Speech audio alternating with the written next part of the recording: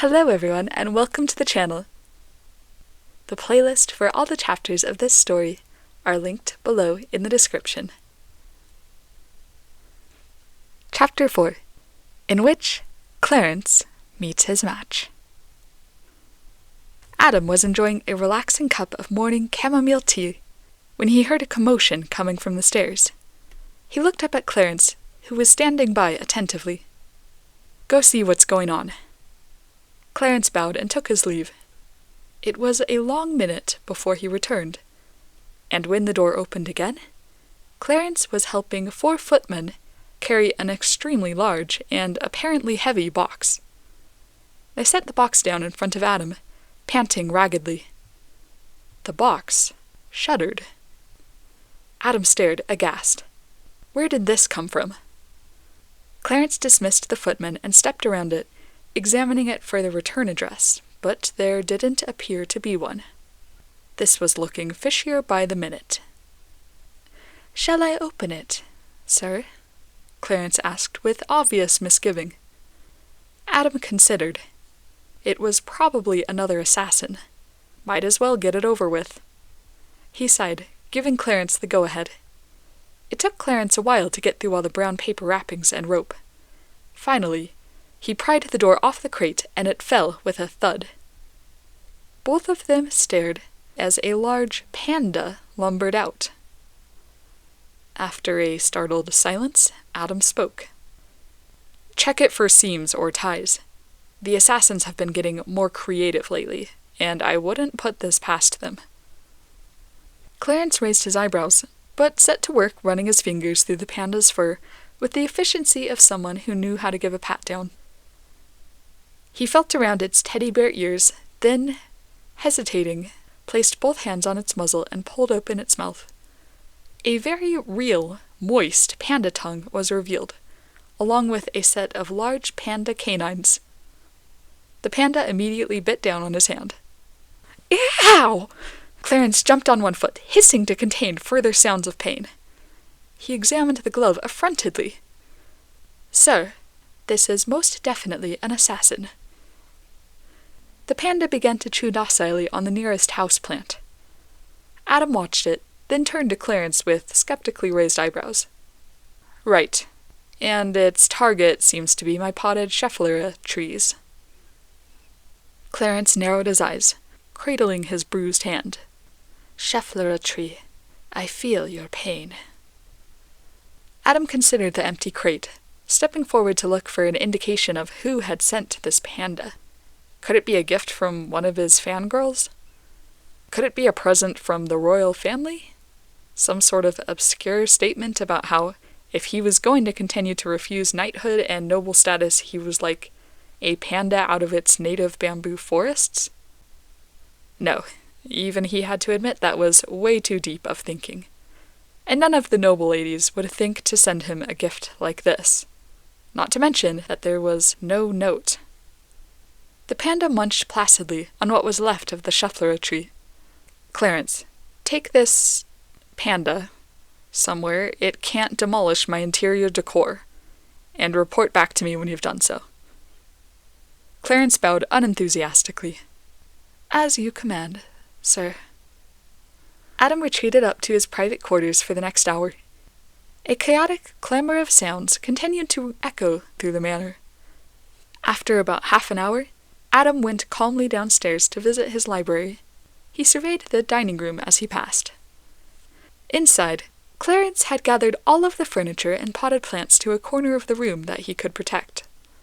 As Adam watched, the panda calmly stretched up to chew the chandelier.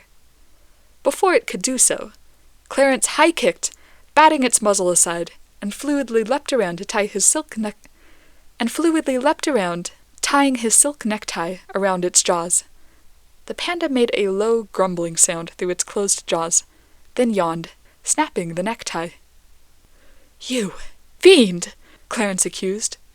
He gazed tragically at the scraps of the necktie in his hands, and his expression hardened. That was silk. The panda backed up uneasily. Clarence finally looked up and fixed the panda with a look. The kind of look that only occurs when you have angered a high-quality butler. And then Clarence did something he only did when he really meant business. He checked his pocket watch. The panda began to tremble. Like the final nail pounding into a coffin, Clarence began to tap the toe of his polished shoe on the marble floor.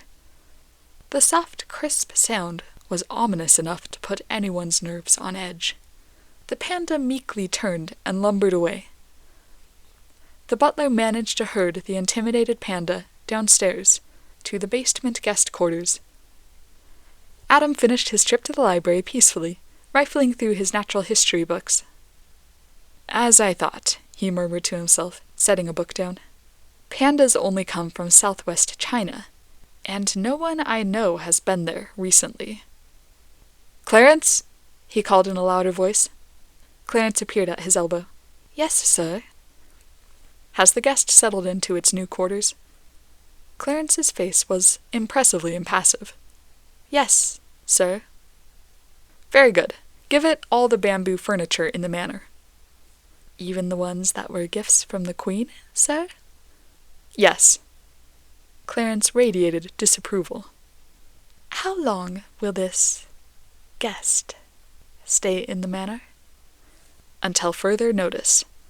He ignored the increasing waves of disapproval radiating from Clarence. Adam began prowling the streets of London in disguise. The streets of London seemed even grubbier and more depressing than he remembered. He frowned as a soot-covered charboy looked up at him with two gaunt features before scurrying away into an alley. He really needed to engage more in politics, as much as he hated all that posturing. He could improve things on the streets if he put up with it. Maybe he could send Clarence in his place? Disguise him? No, that was wishful thinking. He needed to face it himself, and soon. But right now he had another problem to focus on. Adam clung to it almost gratefully. Anything but politics. He'd found the postal master who had been in charge of delivering the panda crate to his manor. But the postal master did not know where it had come from, since there wasn't a return address. It had been passed over by another postal district. Adam went there to inquire further. It was a hassle, but after talking to several people who pointed him in the direction of several other people, Adam reached a dead end. The crate had come from southwest China by boat.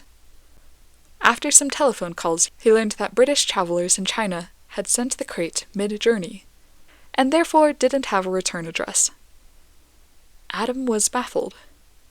He didn't know anyone traveling through China. But just as he reached the end of that investigation, yet another problem arose. The panda, who Clarence had nicknamed Devourer, or Dev for short, had, true to its name, devoured the bamboo furniture that the Queen had gifted to Lunderford Manor. And the Queen was not pleased.